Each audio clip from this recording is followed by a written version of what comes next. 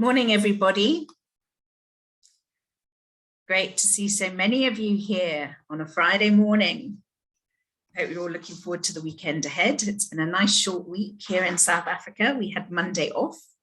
I'm Jenny and I'm representing SAPIX.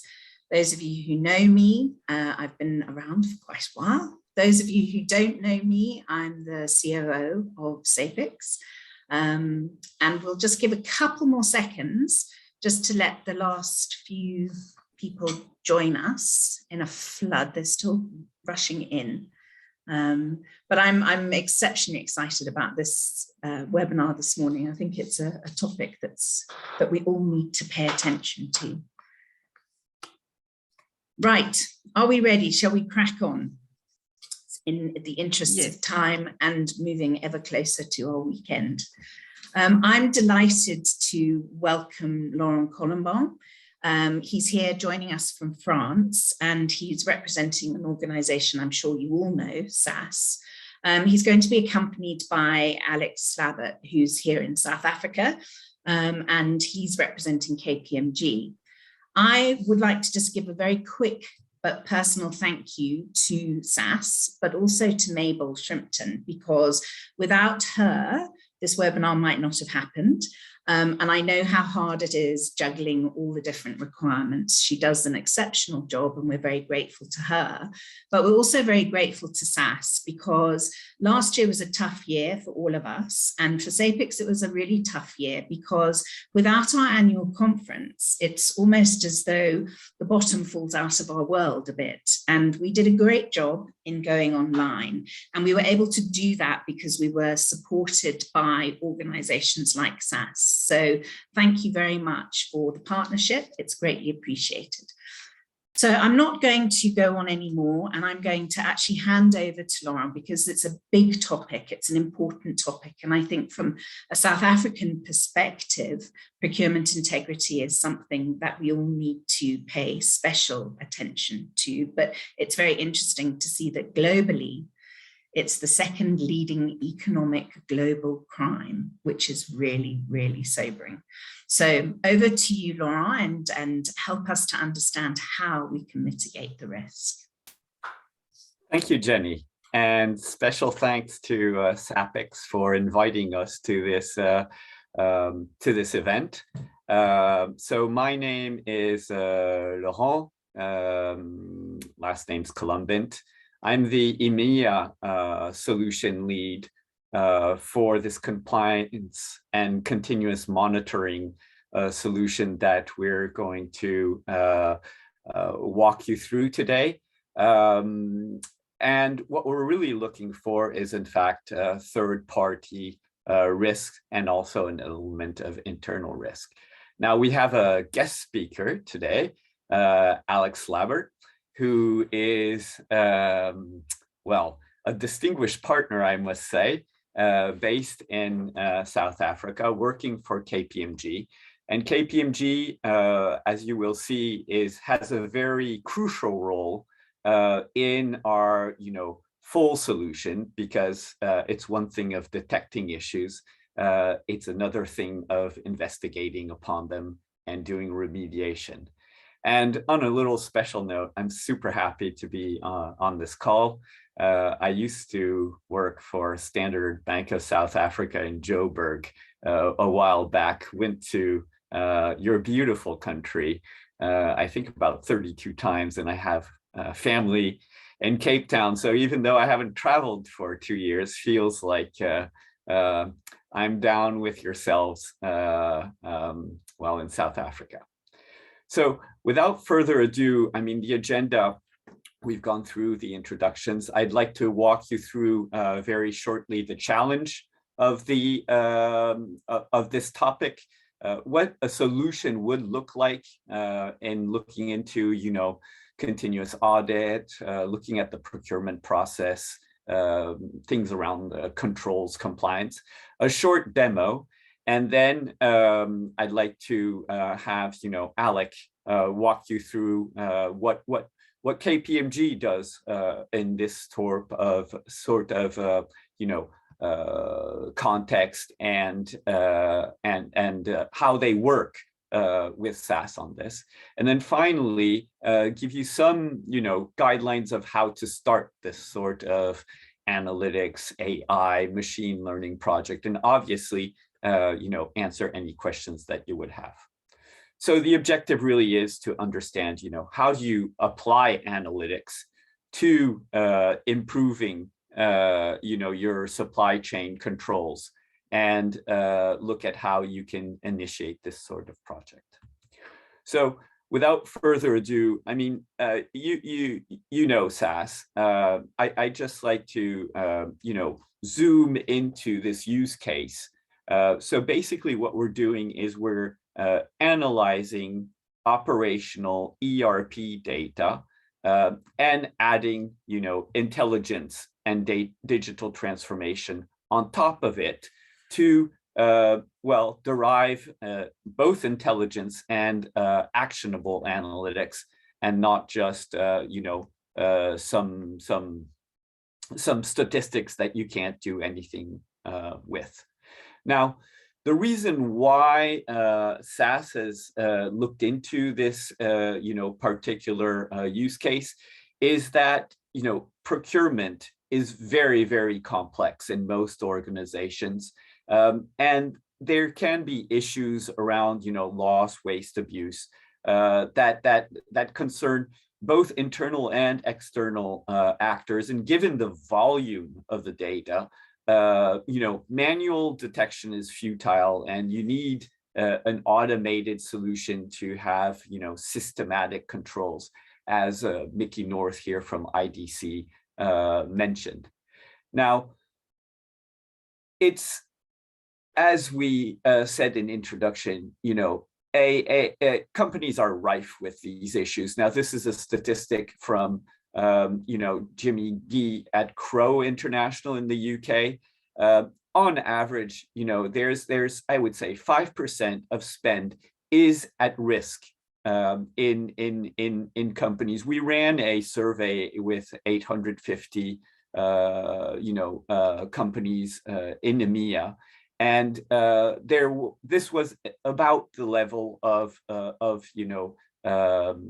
losses and risk. So, and what I think is important also to point out is that there's been a nearly 90% increase during COVID of these abuses of systems, because there weren't people, on the floor checking for things in the physical world.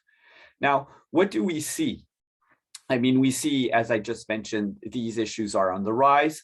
They're both internal and external menaces. I mean, usually when there's real fraud, I would say, or collusions, there's always an element, of internal cooperation, which is, difficult to accept, because these are usually colleagues of yours that have been with the company 10 years, middle management, and that is a little bit of a taboo.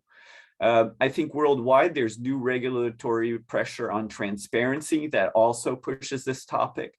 Complex supply chains, I've mentioned, and all of you are at SAPIX are obviously aware of how complicated, the IT systems and the processes themselves are. And then finally, what we see in our prospects, and if this is the case in your organization, don't feel, lonely. There are about, I think it's about 56% of companies use, yearly audits to detect this sort of anomaly, which, is not a proactive manner nor automated. So I would like to take one example here. I didn't put the name, but if you look in the press, you'd see what the example is. This is a telco called Telia. Now, these are the 9 figures you need to keep to mind. $960 million of fines with OFAC and the local regulatory body. What had happened is there's a intermediary in Uzbekistan that paid bribes to get a license. It was at the time the largest fine. What was surprising for Telia is they are, way up there, head office, in the Transparency International Index, but they were having, operations in risky countries. Now, the consequences were enormous. I mean, 3 people got fired all the way up in top management. But I would say the biggest issue wasn't the 30% share drop, because that went back up. To what the head of compliance told me, there was a 5-year disruption of top management in solving the issue. And so once this sort of negative news makes the press, I mean, the top management loses its concentration on what a real business is, which is strategy and growing, the company. Now, if I summarize the challenges of the people we speak to, I'd say these are the following. There's a lot of data out there, but it isn't, collated in one place, or it's all in silos. The second thing is, and this, audit, supply chain control, investigation teams are very small compared to the job they need to do, and usually, understaffed. It's very time consuming to look at this sort of problem. And there are discrepancies, between the time when the event occurs and when it's detected, if it is ever detected. Now, on average, it takes about 18 months to detect, a notorious fraud. Now, there's obviously, great need for automation so that you can concentrate on, the important part of your business. I'm not going to read through this slide, the deck you will receive, but the solution really is a control solution that sits on top of any ERP. So whether that's Oracle Financials, Oracle Fusion, ERPs like SAP, SAP HANA, S4. So what it does is it applies analytics to look for anomalies in processes, anomalies in duplicate invoices, anomalies in general. And some of those anomalies are related to, we will see, different sources of issues, not necessarily fraud.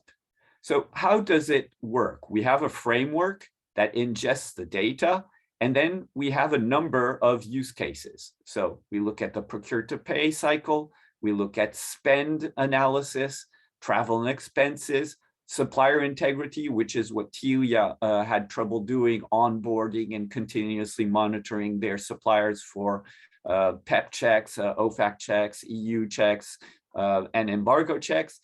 One thing that's getting more and more attention is travel and expenses. For example, in Concur, even though there was a period when a lot of us weren't traveling, this has been an MO on the rise. Bid rigging. That's an extremely important, thing that you should look into, as well as contract compliance. And we'll come back to that a little bit later, because you need some very advanced analytics techniques to do that. Now, fuel cards, payments, accounts payable, those are all other areas of attention. Now, what do we detect? As I mentioned before, we look for loss, waste, and abuse. Now, some of that is related to data issues. So, for example, if you had a high velocity change of a VAT number, that could be something normal, but that also could be something, strange.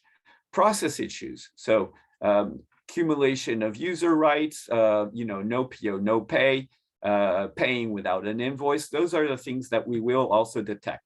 And a subset of that is opportunistic fraud. Somebody realizes that they can pay an invoice twice.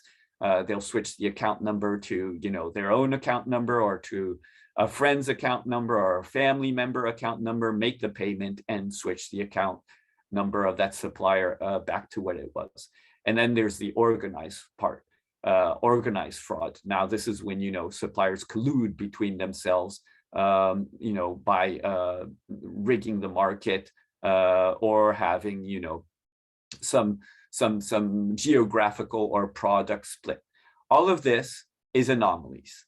Now, the reason why analytics is powerful in this area is that ERPs are accounting systems.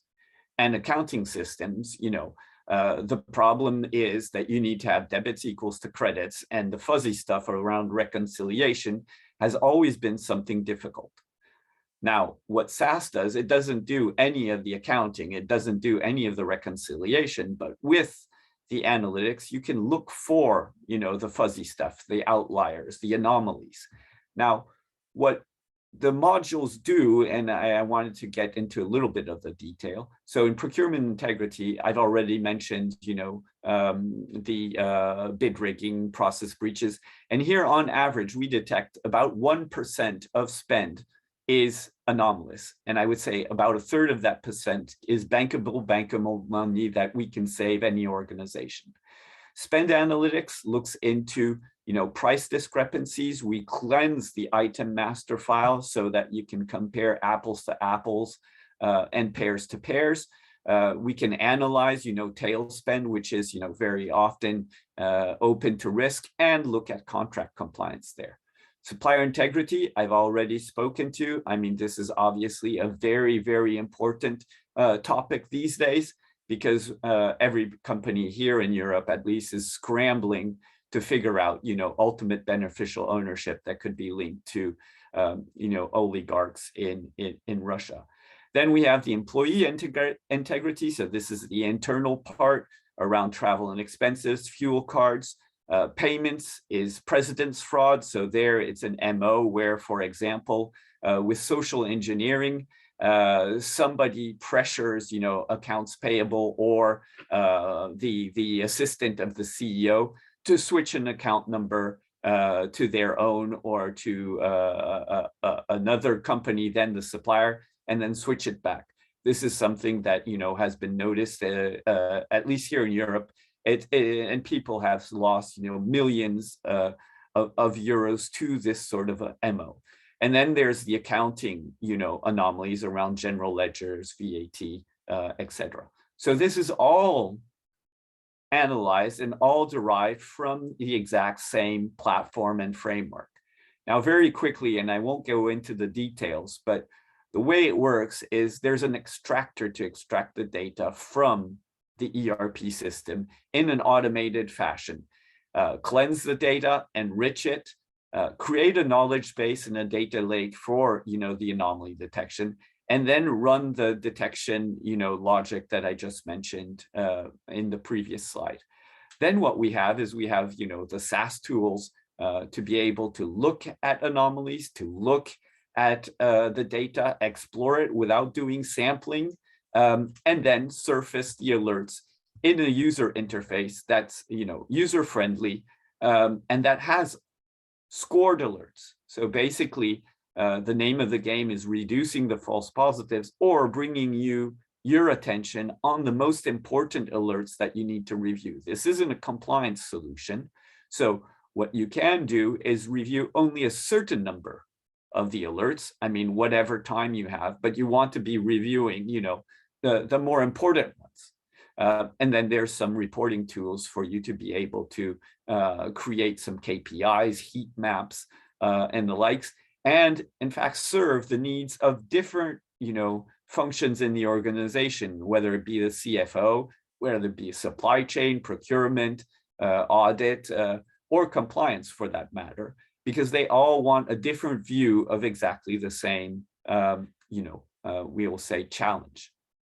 Now, if I look at, some customer stories, these are cases that we've, actually worked on in the last 2 years. So I'll just take case one here on the left-hand side. Again, the slides will be sent to you. We analyzed 1.2 billion pounds of spend, and 3.01 of that spend was identified as risky. And as you can see, 0.31% of that spend was duplicate invoices. What you can also see is there were some spend variance of nearly 70% on some items. So this means that for a given item, 2 suppliers are, practicing extremely different prices with, the company. And then finally, as you can see, what we really identify most of the time is process breaches. Now, process breaches If it's honest people, and most people are honest, obviously, that doesn't lead to a problem, or at least waste and abuse. However, there are things that you want to be able to address. And, Alec will speak about this more in detail later on, because your governance and your procedures, need to be adapted if you can identify this sort of issue. Now, how does it all fit in? Here again, I'm not going to go into too much detail, but as you can see, we look at supplier master files, which are on top. We look at employee master files, their expenses, reimbursements, and we look at the transactional aspects. So all the purchase requests, purchase orders, the item master file, invoices, and bids. And then we're going to clean that information, deduplicate it. So that's the technical word for that is entity resolution. All of this is done automatically. And then we get different scores. We get a procurement score, we get a supplier score, and we get some employee scores, which gives you an overall risk of anything, of any of these entities, whether it's an employee, a supplier, third party, or a payment. And then you can make a risk-based decision on whether you accept that new supplier, accept that invoice, put it on hold, or block the invoice or block the supplier. So this is the basic feedback loop that you would have with this sort of automated solution. So in summary, we're looking for anomalous and suspicious behavior that, business rules will probably most often overlook. The intelligence of the solution looks for patterns and unknown relationships between entities, people, and documents. And the solution permits you also to systematically look into, hunches that you may have in your data. And then finally, it makes links between the different entities to identify, eventual smoke signals of anomalies or fraud. Now, this is just an example of the different methods we use. This is called the SAS hybrid methodology, because usually what people have is business rules. So you can look for duplicates of suppliers, questionnaire scorings. This is in onboarding suppliers, but that generates a lot of false positives. What you want to do is you want to look for, outliers in terms of geography, in terms of passport compared to where the person is working. This is what's called unsupervised modeling. Then you have analytics modeling that give you, some predictive indications as to whether the supplier that you're onboarding is at risk or not. You can look at external data, PEP data, politically exposed people, dual usage goods, as well as negative news. So we use data like D&B to ingest that data and correlate it with your own internal data. Then the network analysis that I just showed you a picture of with the ultimate beneficial ownership. And finally, text analytics, which is pretty much the most advanced technique that we use in this area. Now, I just wanted to give you an example. See, this is a invoice on the left-hand side from Plastic Enterprise. It looks normal, except for the highlighted yellow, elements. This is just it's a sample invoice, but I put together a number of anomalies. So there's care of in the address. The postal code is invalid for London. They could have, written urgent or some handwriting on it. There's spelling mistakes. There is a risky city, Lagos. It says, you need to pay by check, which is usually strange in most countries. The payment terms are, inordinately low. And then finally, the court of Dubai is the court of reference for any, problem with this invoice. All of that is dubious. All of that can be identified using text analytics, text mining, and OCRs on even paper documents that have been digitalized. Now, finally, I would like to have, Alec present a little bit of the story around a real investigation. And Alec can maybe explain in better detail how KPMG work with SAS on this sort of project.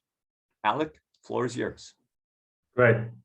Thanks, Laurent. So I think, if we look at, the interplay between KPMG and SAS, within KPMG, we've got a forensic department that has developed various proprietary methodologies and approaches and provide consistent value across our global network and our clients, across the world. So these methodologies include forensic data analysis, fraud risk management, anti-bribery and corruption.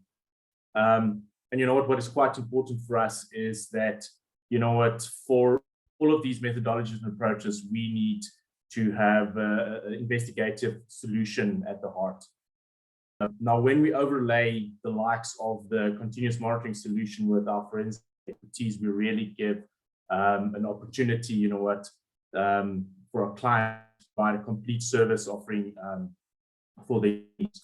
So maybe just jumping into sort of the real story, where we've supported the client. So there's two elements to it. One is around the alert reviews. So that's one minute that I'll touch on. And then the second one is around, the actual investigations that we perform. So first of all, if I can jump into the alert review. So maybe just to set the scene. So as Laurent mentioned, the solution has various modules. There is various rules that's applied, looking at various anomalies, whether it is from data quality all the way through to ghost vendors, ghost employees, and also the relationship link component.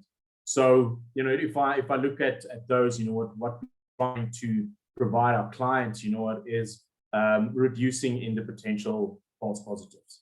So if I look at two scenarios, maybe just to give you the example, how we supported the client specifically in the, so maybe just to the next one, where we supported the client in the alert scenario. So here's two scenarios. So one is specifically around the review of invoices, which is 30% higher than the average invoice amount for the previous 6 months. Now, initially, when we looked at this, we actually got to a result of 712,000 alerts. Now, that is quite high. And in many instances, need to be reviewed, why so many alerts have been identified. So what we did is we had to amend the specific scenario on the business rules. We had to amend the percentages and also the minimum invoice amount for that specific business rule that was applied to reduce the alerts. Now, that obviously relates to the type of business, the type of products and services that the client acquire. Speaking that business rule. In addition, what we also did is we actually changed the scenario to generate a specific risk factor or change the risk factor so that it doesn't result in additional alerts, actually just increase the risk score. So that's quite important, from that component. The second one, where we talk specifically around the order data after the invoice date, that's something that sometimes pop up. The question is, why is that actually popped up? Why have we seen those related or those anomalies or those alerts being popping up? Initially, and I see here that it's 134, but I think with one of the investigations that we did, it was actually 134,000 alerts that was generated. Now, in this scenario, we had to look at the business processes that identify various exceptions in invoicing types and whether we actually had to include that in this scenario. and therefore, changing the criteria and parameters. And then also from a data quality perspective, looking at where the data is coming from, specifically around the date linked to the purchase order. So that was quite important. So this is the one element. The second element is around performing the investigation. So with these alerts coming through, we do find that the internal audit teams and the forensic teams need to sometimes investigate high-profile team members, which makes it quite difficult. And where we actually supported the client in this scenario was that we supported the forensic team and took over those high-profile investigations, and using our methodologies, our approaches around investigations to actually support the client in it. So maybe look, I don't know if there's questions around that, but I think looking at these scenarios, what we have seen with the like of this solution, maybe two war stories to tell. One is where we actually had a discussion with the client in Europe, a mutual client of KPMG and SAS recently. They mentioned that by using the solution, they unearthed within 3 months various alerts and could conduct some investigations that would have taken them 30 years to unearth if they had to do it manually. And it talks also to your comments that you've made, Laurent, around the importance of automation, the importance of speed also, which is of the essence. And the second one is what you mentioned also around networking. Another client of ours expressed the need to get some support around the investigations around potential collusion between staff and their suppliers. And I think with the using of the solution and specifically the network functionality, it allowed our forensic team to very quickly get to the bottom of the potential collusion, identifying the investigations that's still ongoing, and resulted in a much quicker head start, in the performance of the investigations. They had to build bespoke network analytics using the supplier data and also the HR data, months to get to where they are today. So those are just at a high level, real life stories, from a KPMG perspective across the globe, not only in EMA or South Africa, but across the globe. Yeah, thanks, Alec. Maybe I skipped one of the slides here. This was a project that we ran together, one of the first ones, in fact, a few years back. It is a energy company in North America, so it's our colleagues across the ocean that did this. Maybe you can walk us through this, because this was discovery that was found in a matter of months or even weeks. Yeah, so I think this is quite a nice use case, to also talk about. We just start from the left and we'll go through to the right.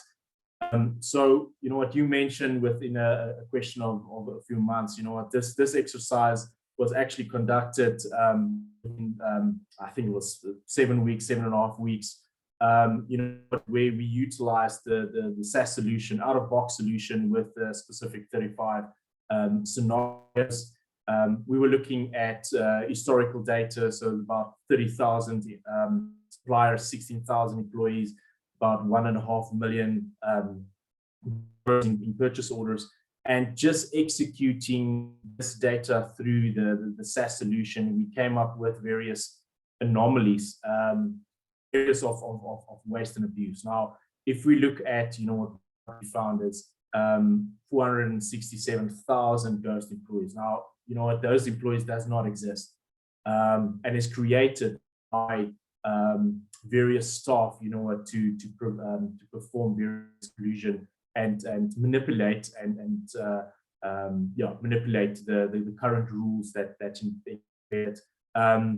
invoices with no orders, another almost 5,000 invoices.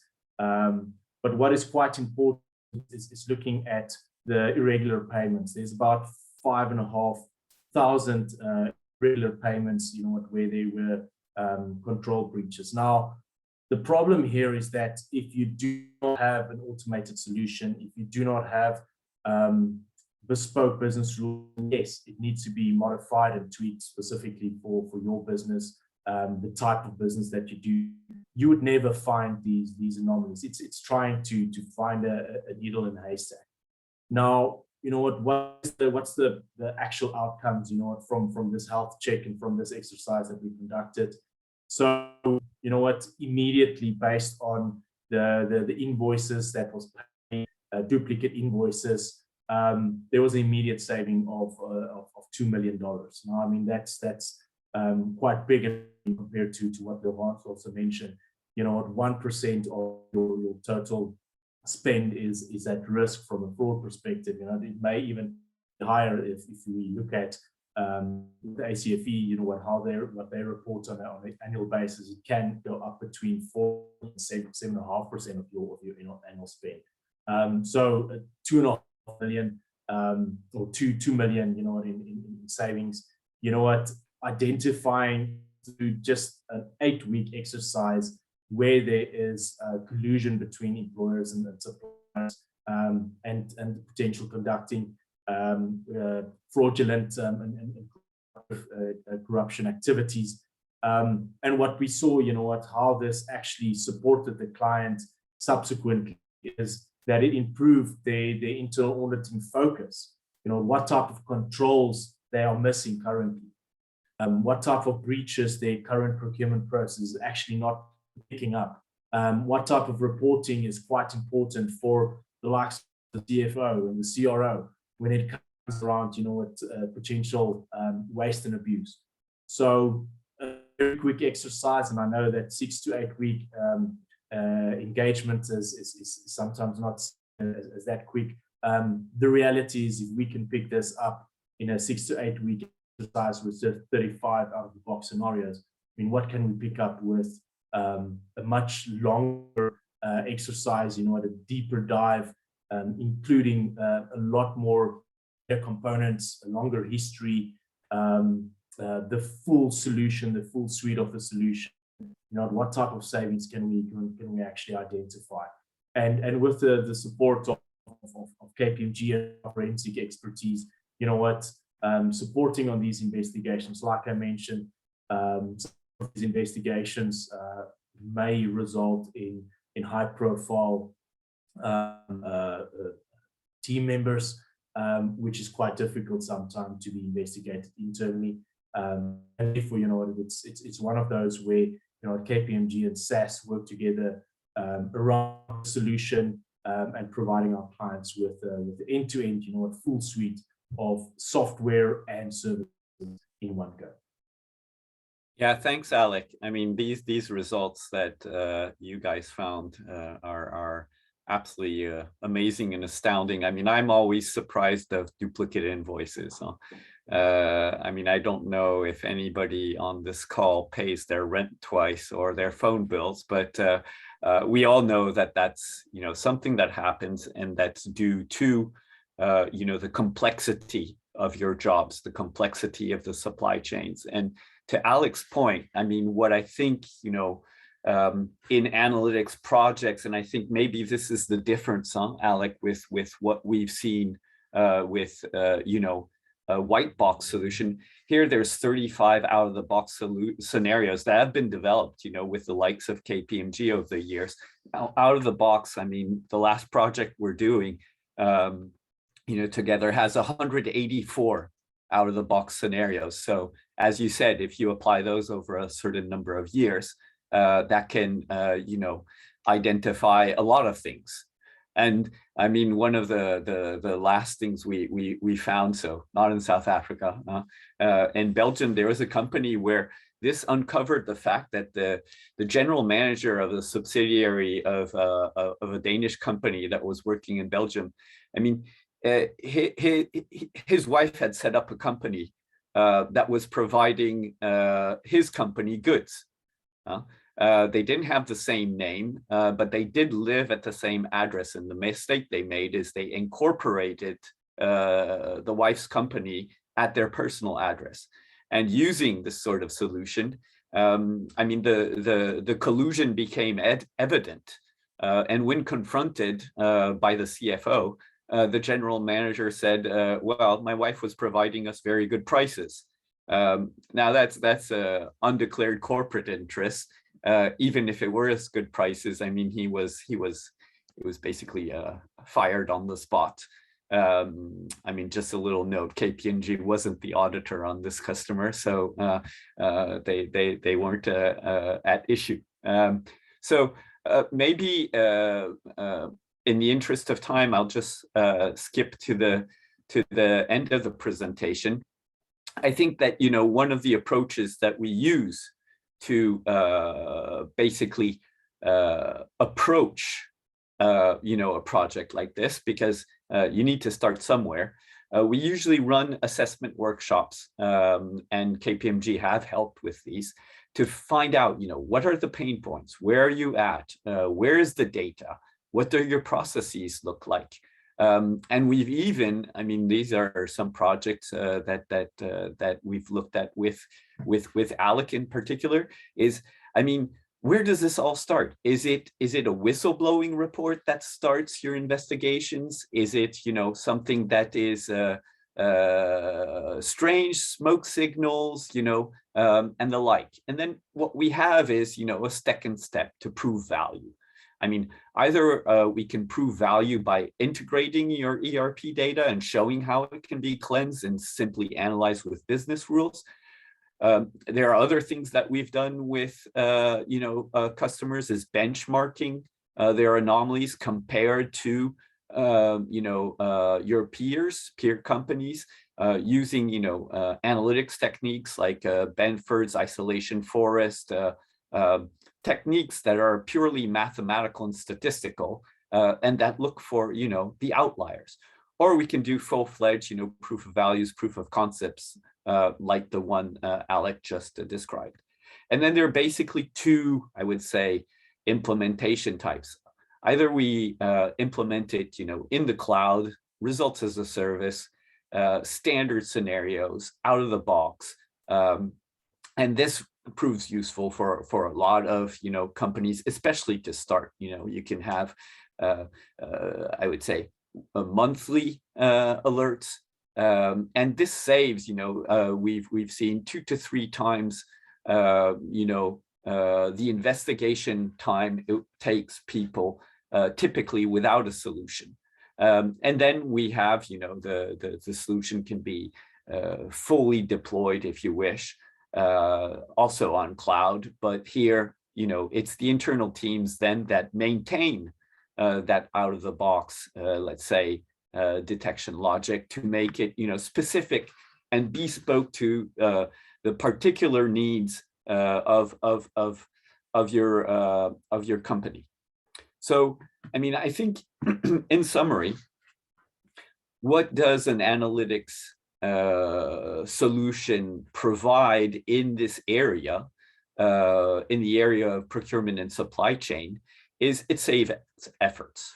I mean, basically, you don't need to gather the data. You don't need to do lengthy, we'll say, combinations of Excel files, of Teams files, of SharePoints. All the data is there, available, and there is an unbiased, automated view on the issues. Now, I don't like the term artificial intelligence because basically, I don't like artificial, and intelligence is debatable. These machines are not intelligent. What they do, however, give you is assistance in, finding the anomalies. it does save you a lot of time in the sense that, you know, it identifies the areas of risk, not on a hunch. And as I think you've seen, you know, it saves you bottom line money, whether it is, you know, unintentional loss or intentional. So I think that sort of brings us to the end of the PowerPoint presentation. Would you have any questions at this point in time?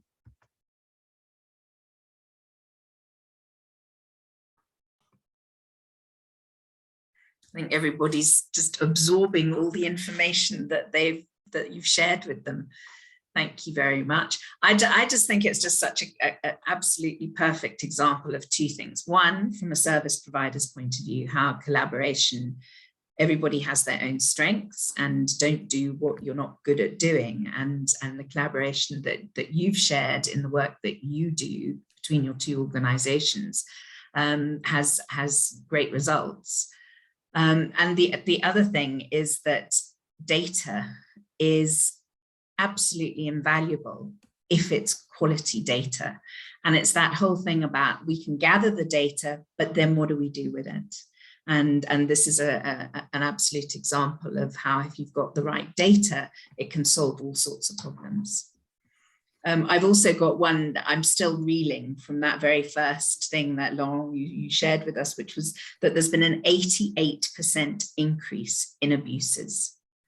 I just find that staggering, 88%. And it's because our eyes have been taken off the ball, we're not checking stuff, etc., etc. And as a small business owner or manager, it's so easy to be distracted by a crisis. And I think that, you know, we're seeing this at all different levels of business, and the crises just keep on coming. So the distraction keeps on happening.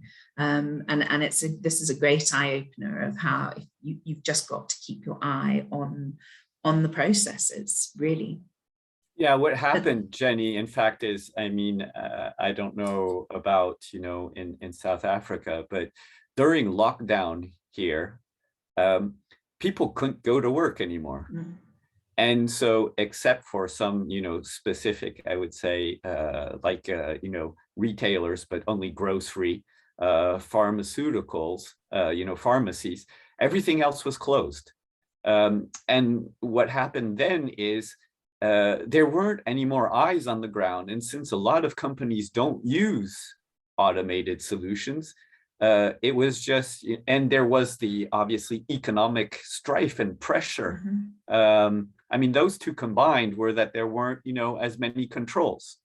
Mm-hmm. Do you see my temptation? Yeah, of course. Do you see my screen? Yes. Okay, just in the last 5 minutes, maybe, I'll walk you through what it looks like, if that interests you. So we spoke about, you know, suppliers. So employee alerts, supplier alerts. So this is what, you know, the opening screen would look like. It's an example. It's not a real customer. I wouldn't be allowed to do that. So it's sort of your dashboard. See, I haven't done anything today.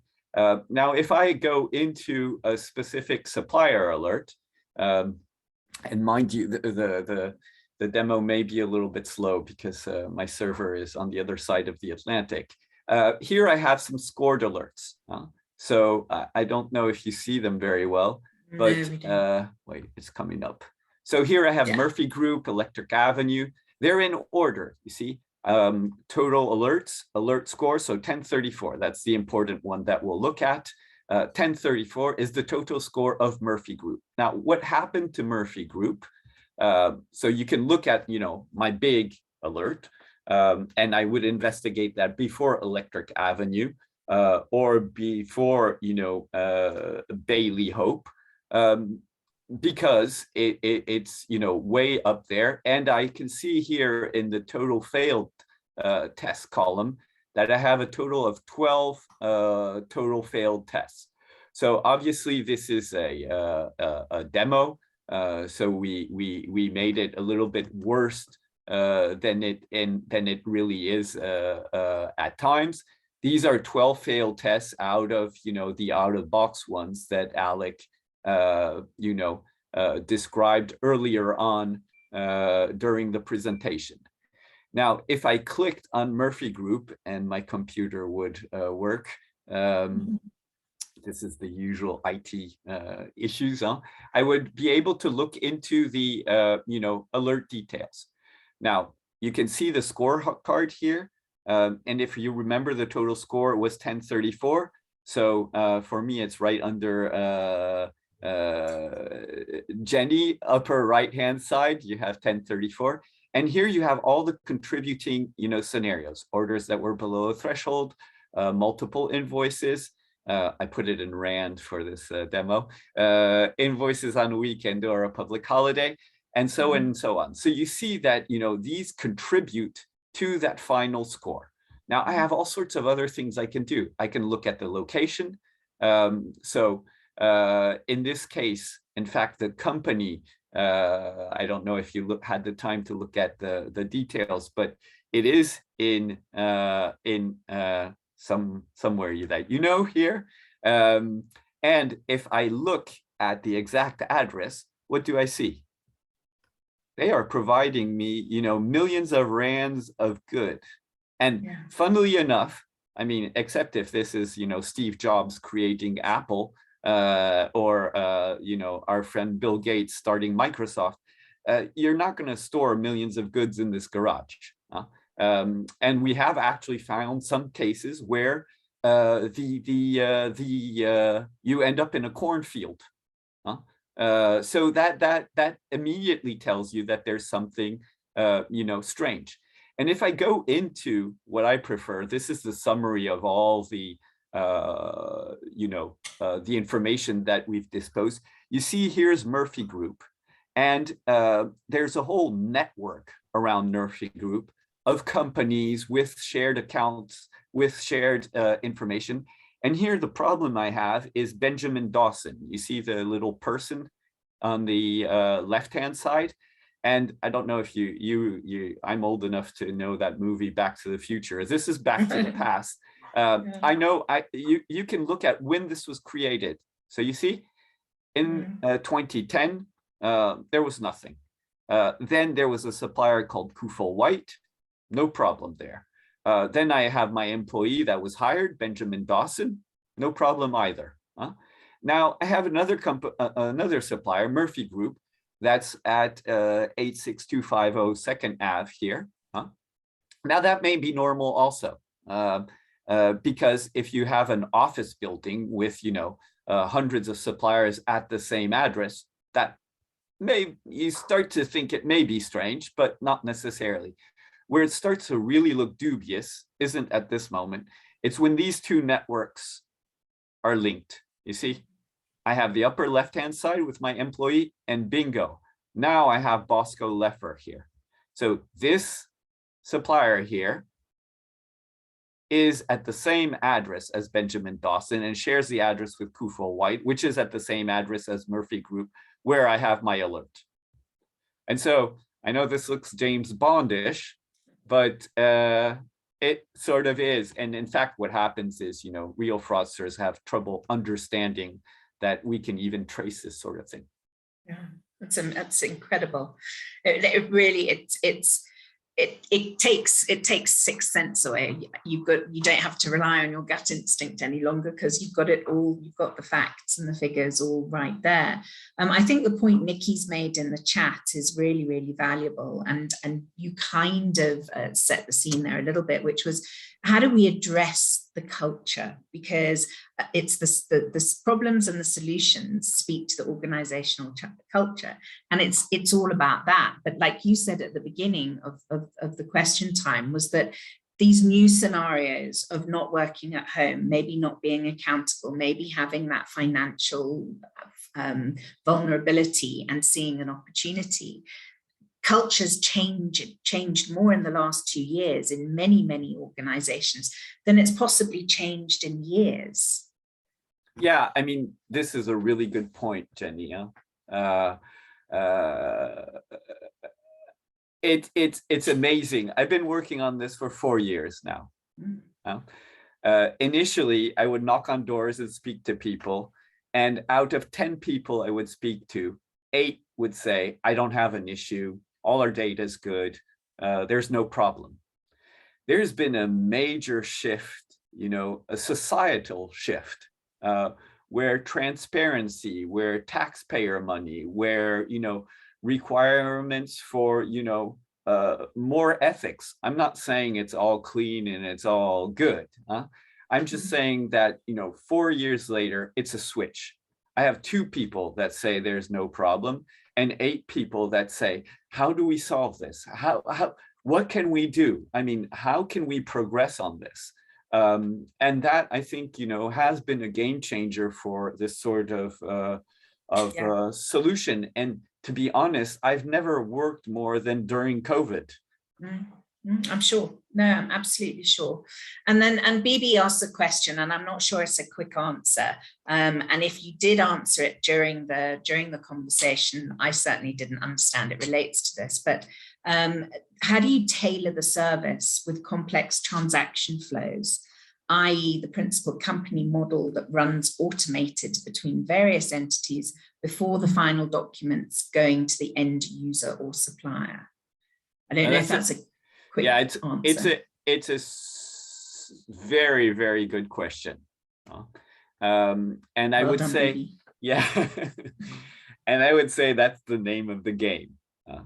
If it were simpler, you could do this with Excel, or you could do it with, you know, a simple visualization reporting BI solution. The whole problem is exactly that. I mean, I have a project in mind where there were 42 backends. So the data, you know, there were some parts here, there were accounts payable were there were other accounts payable. It was spread over multiple geographies. They had 3-4 businesses. And then if you want to have an oversight of that, it is extremely difficult to, and there's more and more data. So you have more and more, I would say, you know, raw material, you have more and more oil, but you have, it becomes more and more complicated. So I think the data ingestion, the data cleansing, all combining that for us as a technology company is 80% of the work. So making sure that that is all in one picture is extremely complicated. Yeah. And then from an organizational perspective, I mean, I'm not from KPMG, but I can speak to this. I mean, the culture needs to change. The processes need to change. The governance needs to change. Forensics needs to change. All of that, you know, needs to be modified. So it's sort of upstream, middle stream, and downstream.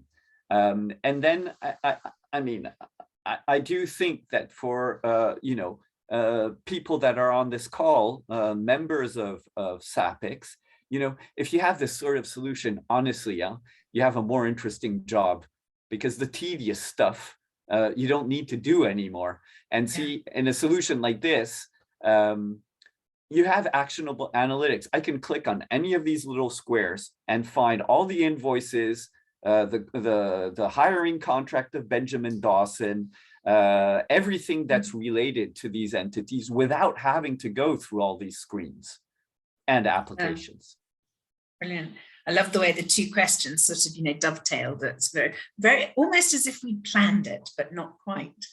So we're now top of the hour, and I know everybody's working on very tight schedules. So I want to say a humongous thank you for spending an hour of your Friday with us, all of you, and especially to our 2 presenters. I've certainly learned a lot. I hope everybody else has. And I want to end on the comment that you made, Laurent, in the beginning, which is that most of us are honest.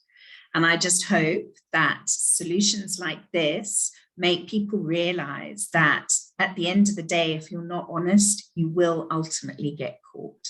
So let's just keep that in mind, and that the goodies win in the end. So once again, thank you very much to Laura and to Alex, and also Thanks, to Jenny. SAS. Have a Thank you great very day. much, everyone. Thanks all. Yes. Bye. Bye.